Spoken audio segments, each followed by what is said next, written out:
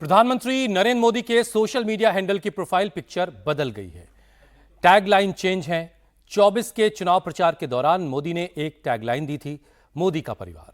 देश के करोड़ों लोगों ने तब अपने नाम के आगे मोदी का परिवार लिखा था। अब चुनाव खत्म हो चुके हैं, एनडीए की सरकार बन चुकी है, मंत्रियों ने अपने मंत्रालय का चार्ज भी संभाल लिया है और इसीलिए मोदी ने कहा है कि अगर देश के लोग चाहें तो अपनी प्रोफाइल से मोदी का परिवार टैगलाइन हटा सकते हैं। मोदी ने यह भी कहा कि सोशल मीडिया प्रोफाइल पर डिस्प्ले नेम भले ही चेंज हो जाए, लेकिन मोदी के साथ देश का परिवार वाला बॉन्ड कभी नहीं टूटेगा। मोदी के मंत्री अपने प्रधानमंत्री के 100 दिन वाले मिशन पर काम शुरू कर चुके हैं। यह सिर्फ शुरुआत है। आगे क्या होने वाला है, मोदी क्या करने वाले हैं, आगे की बात क्या क्या है, इस खास रिपोर्ट में देखिए।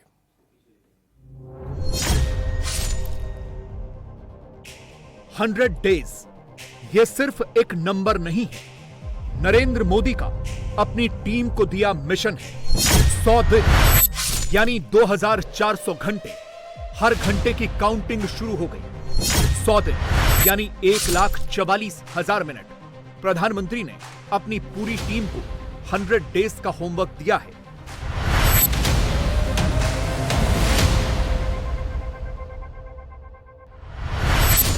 मोदी ने 100 डेज का जो टारगेट रखा है, अपनी टीम को 100 दिन वाला जो एक्शन प्लान बनाने को कहा है, उस पर काम पहले दिन से ही शुरू हो गया। मोदी 3.0 के शुरुआती 100 दिनों का काउंटडाउन शुरू हो गया। 100 दिन का एक बहुत महत्वाकांक्षी एक एजेंडा है जो तैयार है। We have a 100 days agenda. 100 दिनों में बहुत बड़े इम्पोर्टेंट निर्णय होने वाले हैं। 100 डेज का प्रोग्राम हमारे जो अधिकारियों का आरके सिंह जी के नेतृत्व में तैयार किया है। 100 दिन का रोड मैप आप लोग के सामने विस्तृत तौर से रखा। 100 दिन के सरकार के कार्यक्रम के तहत पूरे 100 दिन का रोड मैप हमारे डिपार्टमेंट की तरफ से भी सबको पता ही है कि देश के लिए उन्होंने 100 दिन में आगे क्या होने वाला है। मोदी जी का एक वो है कि एक सिस्टम उन्होंने बनाया, 100 दिन का एक प्लान बनाओ। क्या है नरेंद्र मोदी का 100 दिन वाला प्लान? मोदी 100 डेज वाले किस प्लान पर नतीजे आने से पहले ही काम शुरू कर चुके थे?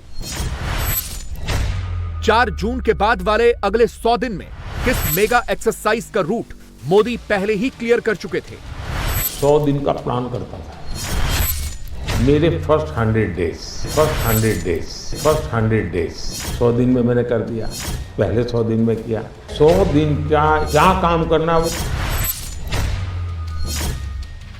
मोदी के मिशन 100 डेज की डिटेल्स आगे देंगे, मगर उससे पहले ये देखते हैं कि 100 दिन वाले प्लान को एग्जीक्यूट करने के लिए मोदी ने जो टीम बनाई है, वो टीम कैसे चार्ज लेकर 100 डेज के लिए खुद को रिचार्ज कर चुकी है। देश की सत्ता का सबसे इंपॉर्टेंट लोकेशन यानी दिल्ली का साउथ ब्लॉक और नॉर्थ ब्लॉक 2014 से पहले कभी उतना इंपॉर्टेंट नहीं रहा जितना अब है। यूपीए के जमाने में शपथ लेने के बाद मंत्री आराम से अपने मंत्रालय का चार्ज संभालते थे। सुबह सुबह नहीं, कई मौकों पर दोपहर बाद आया करते थे। मोदी ने अपने टेन्योर में यह वर्क कल्चर ही बदल दिया। इसकी शुरुआत मोदी ने खुद से की। सोमवार को बिना वक्त गंवाए सुबह 10:30 बजे तीसरे टर्म के लिए पीएमओ का चार्ज संभाल लिया। अब आप सोचेंगे अगले दिन मोदी की टीम ने क्या किया? इसका पहला सबूत यह रहा। साउथ ब्लॉक में मंगलवार सुबह 8:15 बजे विदेश मंत्री एस जयशंकर ने अपने मंत्रालय का चार्ज संभाला। अब अगर विदेश मंत्री 8:15 बजे साउथ ब्लॉक पहुंच गए तो अफसर उनसे पहले ही आए होंगे। यानी मोदी ने दूसरे दिन की घड़ी की टाइमिंग पहले से सेट कर दी थी। सबको इंस्ट्रक्शन था, सुबह सुबह उठिए, तैयार होइए और काम पर पहुंचिए। 8:15 बजे एमईए पहुंचते ही एस जयशंकर ने अपना चार्ज संभाला और विदेश मंत्रालय का आने वाले दिनों में एजेंडा क्या होगा, चीन पाकिस्तान पर कैसा रुख होगा, सब पहले दिन ही क्लियर कर दिया। अगर आप देखें दूसरे देश हमारे बारे में क्या कहते हैं, उनको भी लगता है कि आज भारत जो है सचमुच उनका मित्र है। उन्होंने देखा है कि संकट के समय में कि अगर एक देश ग्लोबल साउथ के साथ खड़ा है तो वो भारत है। उन्होंने देखा है कि जब G20 की अध्यक्षता के समय में हम लोगों ने अफ्रीकन यूनियन की सदस्यता को आगे किया था, तो दुनिया हम पर विश्वास करती है और हमारी जिम्मेदारियां भी बढ़ रही हैं। तो हमें विश्वास है कि मोदी जी के नेतृत्व में भारत की जो पहचान जो है दुनिया में वो बढ़ेगी जरूर। और यूएनएससी का सवाल आपने उठाया, पर उसके अलग अलग और भी पहलू हैं और मुझे पूरा विश्वास है कि उनके नेतृत्व में मोदी 3.0 की विदेश नीति जो है बहुत सफल होगी। मुझे लगता है कि किसी भी देश में और खासकर डेमोक्रेसीज में एक सरकार को लगातार 3 बार इलेक्ट होना यह बहुत बड़ी बात है। तो दुनिया को जरूर लगेगा कि आज भारत में पॉलिटिकल स्टेबिलिटी बहुत है, भारत की पब्लिक जो है अपने प्रधानमंत्री पे बहुत विश्वास करती है। और अभी तक पिछले 10 साल में जो उन्होंने हमारा रिकॉर्ड देखा है, तो वो भी उनको भी पता होगा कि हम सचमुच हमारी कोशिश है कि दुनिया के साथ हम अपने हित तो जरूर आगे रखेंगे, पर जो हमारा योगदान होगा वो उसमें भी हम कहीं कम नहीं पड़ेंगे। और जो आपने पाकिस्तान और चाइना के बारे में कहा, वो अलग देश हैं, रिश्ते भी कुछ अलग हैं, वहाँ जो समस्या जो है वो भी कुछ अलग है। तो चीन के बारे में हमारी फोकस तो होगी कि सीमा में जो स्थिति जो है उसमें अभी भी कुछ इश्यूज बाकी बचे हुए हैं, तो उसको कैसे निपटाया जाए। और पाकिस्तान के साथ ये भी आप जानते हैं कि विषय जो है सालों से वो जो आतंकवाद का विषय जो है, cross border terrorism, how do we find a solution to it so that cannot be the policy of a good neighbor. विदेश मंत्री का चार्ज संभालने के ठीक 15 मिनट बाद सुबह 8:30 बजे अश्विनी वैष्णव अपने मंत्रालय पहुंच गए। मोदी 3.0 में अब उनके मंत्रियों के लिए भी सक्सेस और रिजल्ट ओरिएंटेड डायरेक्शन में जाने का यही एक मंत्र है। ऑफिस भी टाइम पर पहुंचना है और तय प्लान के मुताबिक डिलीवर भी करना है। प्रधानमंत्री श्री नरेंद्र मोदी जी को भारत ने एक बार फिर आशीर्वाद देकर देशवासियों की सेवा का जो एक मौका दिया है, उसमें रेलवे का बहुत बड़ा एक रोल रहेगा। रेलवे पे बहुत फोकस है मोदी जी का, भावनात्मक संबंध है रेलवे के साथ। इसी विजन को, प्रधानमंत्री जी के इसी विजन को, जो पिछले 10 सालों में ट्रांसफॉर्मेटिव विजन रहा है, इसी विजन को आगे इम्प्लीमेंट करने की जिम्मेदारी दी है प्रधानमंत्री जी ने। मैं उनका आभारी हूं।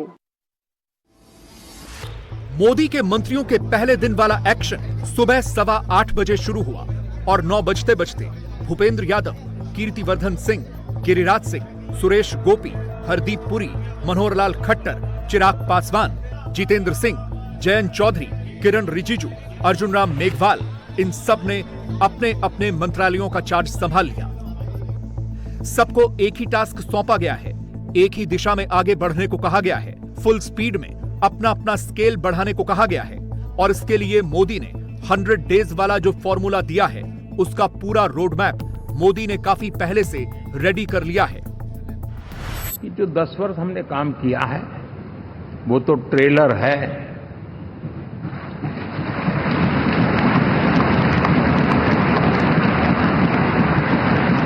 और वो मेरा चुनावी वाक्य नहीं था, ये मेरा कमिटमेंट है। हमें और तेजी से, और विस्तार से, और तेज गति से देश के आकांक्षाओं को पूर्ण करने में रत्ती भर भी विलंब नहीं करना है। जनता जनार्दन चाहती है हम पहले से ज्यादा डिलीवर करें। जनता चाहती है कि हम खुद ही हमारे पुराने रिकॉर्ड तोड़े, और इसी सपने और संकल्पों को पूरा करना ये हम सबका संकल्प भी है, कमिटमेंट भी है, और हमारे पास रोड मैप भी है। मोदी ने जो रोड मैप तैयार किया है उसमें शिवराज सिंह चौहान के कृषि मंत्रालय के पास भी बड़ा टास्क है। अमित शाह से लेकर जेपी नड्डा, ज्योतिरादित्य सिंधिया, गजेंद्र सिंह शेखावत, ललन सिंह, सुकांता मजूमदार, मोदी ने अपने हर मंत्री को उनके मंत्रालय का स्पेसिफिक टास्क असाइन कर दिया है।